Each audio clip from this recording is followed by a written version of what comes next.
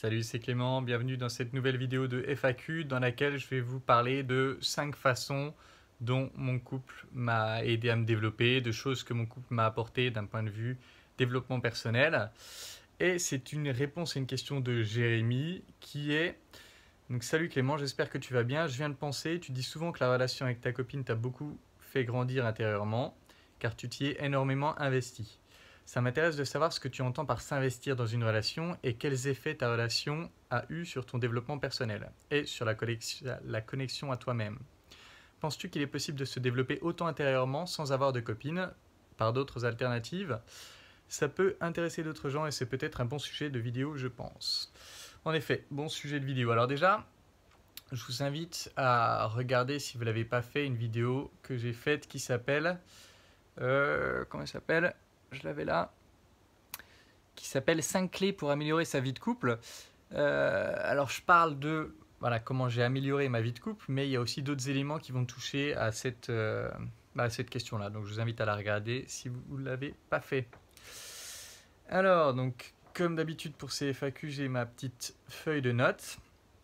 Donc oui, d'abord la notion de s'investir. Qu'est-ce que ça veut dire s'investir dans une relation? Pour moi, en tout cas, pour moi, ça veut dire essayer fortement de faire que ça marche. C'est comme ça que je le vois. C'est-à-dire, je m'investis si j'essaie vraiment de faire que la relation fonctionne sur le long terme.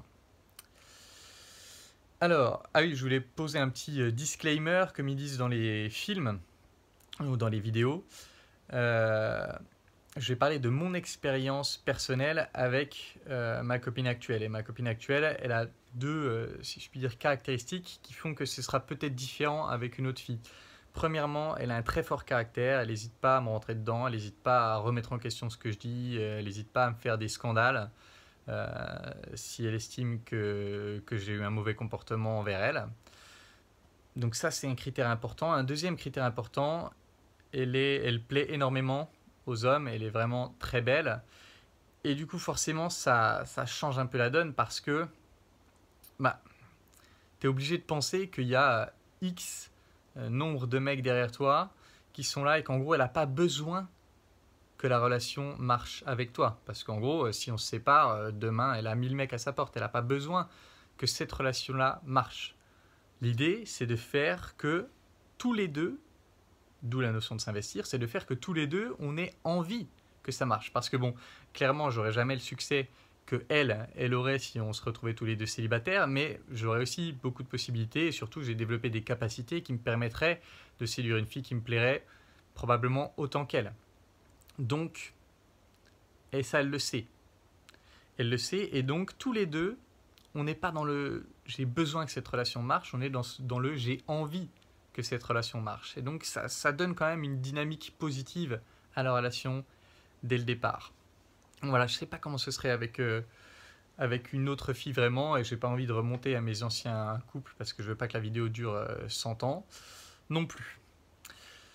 Donc voilà, alors j'ai noté 5 points qui ne sont pas hiérarchisés, il n'y a pas d'ordre, je les ai notés au fur et à mesure qui me venaient à l'esprit, et donc je vais maintenant vous en parler. Premier point, j'ai noté, si tu as une mauvaise interaction en séduction, bah, tu t'en fous, tu passes à la suivante, tu réfléchis même pas. Alors qu'en couple, si tu as eu une mauvaise interaction avec ta copine et que tu le règles pas rapidement, tu vas forcément finir par le payer, parce que ça va ressortir dans du passif agressif, ça va ressortir dans des mauvais comportements 2 jours plus tard, dans des remarques 3 jours plus tard, puis tu vas avoir une embrouille 1 mois après, et là elle va te ressortir un truc de il y a 1 mois, ou tu pensais même plus, ah ouais, il y a 1 mois, t'as dit ça, etc. Et donc ça, c'est comme plein de petits venins dans la relation, qui fait que si tu ne les traites pas, eh bien ça va moisir. Et donc, ce que j'ai noté par rapport à ça, c'est que être en couple, j'ai noté, ça force plus à dépasser son ego pour se remettre en question et ne pas se défiler. Ça force donc j'ai noté no bullshit, donc à pas se mentir à soi-même. Ça force à ne pas se mentir à soi-même si la fille a du caractère. Donc là, voilà, si la fille a du caractère. Et je voulais vous donner 2 exemples de ça, enfin qui vont un peu ensemble. Si on m'avait demandé il y a 3 ans, alors ça fait 5 ans que je suis avec ma copine maintenant, si on m'avait demandé il y a 3 ans, est-ce que tu es manipulateur avec elle, j'aurais dit bien sûr que non, je suis 100% authentique, etc. Sauf que à force qu'elle me rentre dedans sur des trucs où je me comportais mal, alors j'ai pas d'exemple en tête là, mais je sais que c'est arrivé plein de fois, je me suis rendu compte, ah ben si, en fait, je la manipule. Je la manipule là, etc. Donc j'ai accédé à un nouveau degré de discernement par rapport à mes zones d'ombre et ma tendance à manipuler.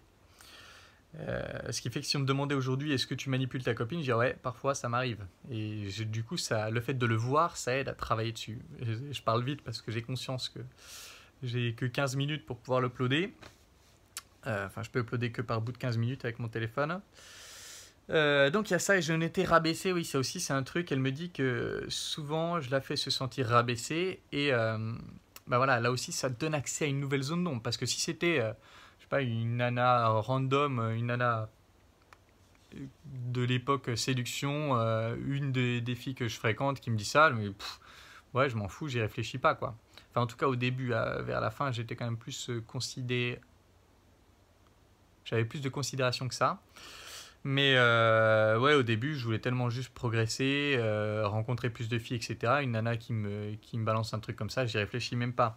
Alors que là, comme c'est ma copine, que je suis investi, que j'ai envie de faire que ça marche, je me dis, ok, pourquoi est-ce qu'elle se sent rabaissée? Et en creusant là, j'accède à une nouvelle zone d'ombre qui est, ah ouais, j'ai toujours besoin de montrer que je suis intelligent.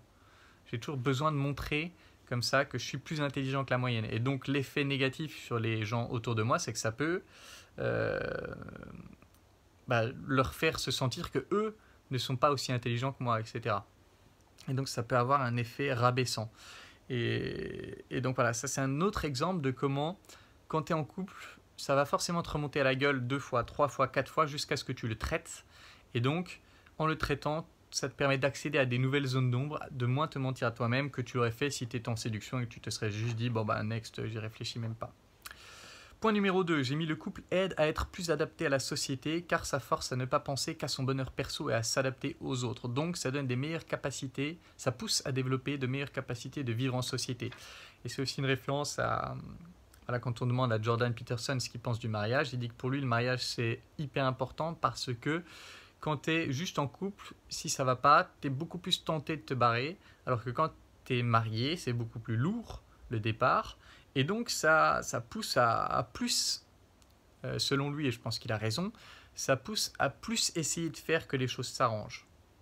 Ça pousse à vraiment faire plus d'efforts, à apprendre à cohabiter avec l'autre, qui fait que oui, il n'y a pas que tes plaisirs à toi qui comptent, il n'y a pas que ton bonheur à toi qui compte, il n'y a pas que tes envies à toi qui comptent. Si tu veux vivre à plusieurs, et je pense que l'homme est essentiellement sociable, et donc l'homme a besoin de vivre à plusieurs, de faire partie d'une communauté, d'une petite tribu, etc.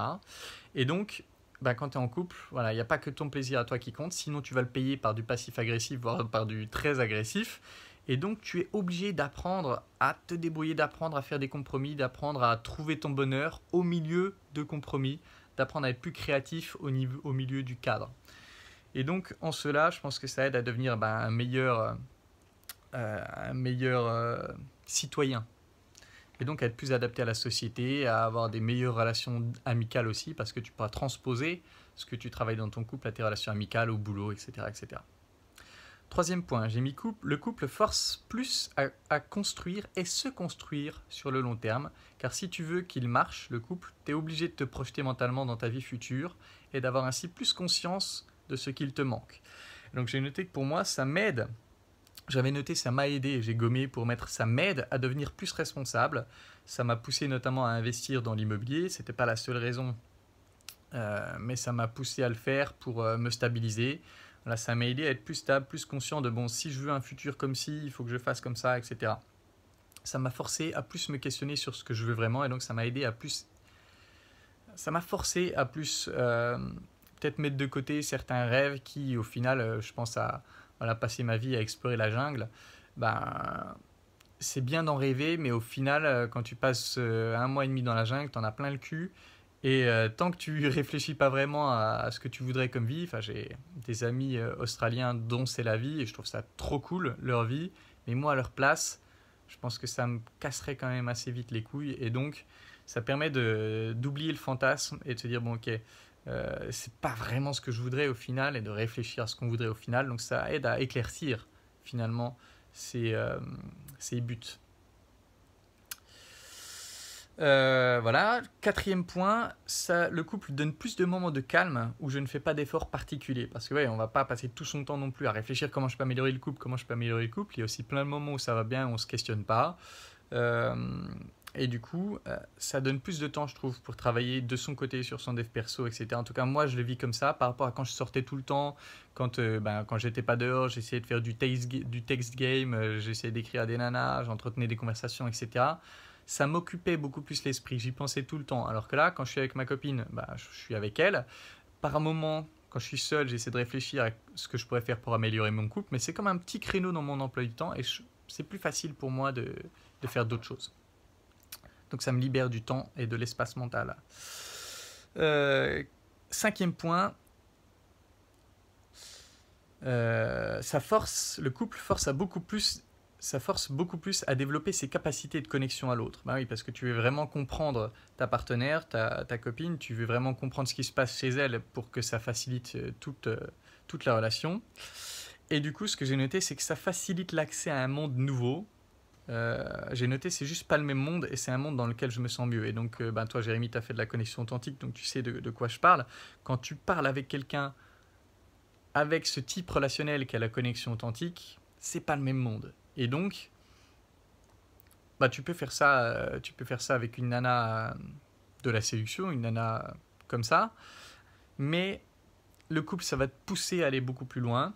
Et donc, tout simplement, ça force à développer encore plus ses compétences relationnelles. C'est pour ça que moi-même, je participe à quasiment tous les ateliers qui sont organisés dans le groupe perso.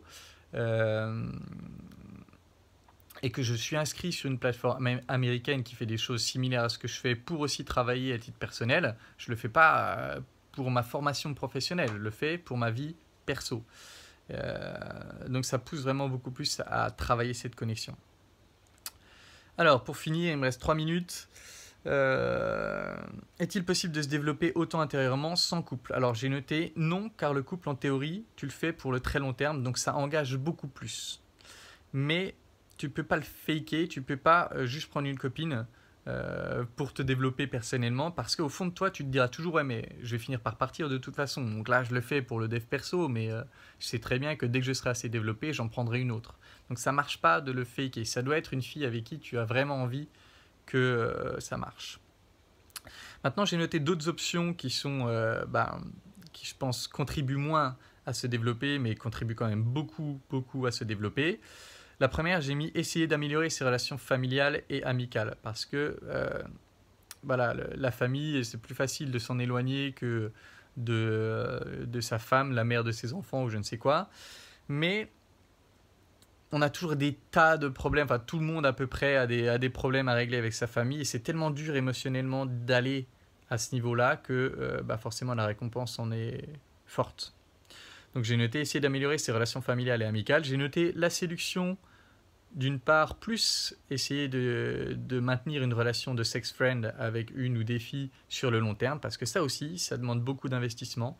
De maintenir une relation de sex friend plutôt que de se dire elle part quand elle part, j'en reprends quand j'en reprends, etc. Donc maintenir une relation long terme de sex friend. J'ai noté en troisième, avoir un business avec des employés, des investisseurs, donc d'autres personnes, c'est-à-dire pas un business où tu es tout seul, parce que si tu es tout seul, ça aide quand même à se développer, hein, un business tout seul, mais moins parce que tu n'as pas à interagir avec les autres, et donc tu n'as personne en gros qui te remet en question, si ce n'est le marché. Et quatrième point, j'ai mis essayer de devenir très bon dans une passion. Alors ça, selon la passion, ce sera plus ou moins riche, mais si tu veux devenir vraiment excellent dans une passion quelle qu'elle soit, à un moment donné, ça demandera du dev perso, à un moment donné, ça demandera de la remise en question, à un moment donné, ça demandera de la réflexion sur son engagement, sur ses buts long terme, etc., etc. Donc je pense que voilà, ce sera une des choses qui sera nourrissante. Alors ce n'est pas une liste exhaustive, il y a 1 milliard de choses qui permettent de se développer. C'est celles qui me sont venues à l'esprit. Et voilà, 14 minutes 20, ça va être tout pour cette vidéo. J'espère que elle aura bien répondu à ta question, Jérémy. J'espère qu'elle vous aura aidé, les autres qui la regardent.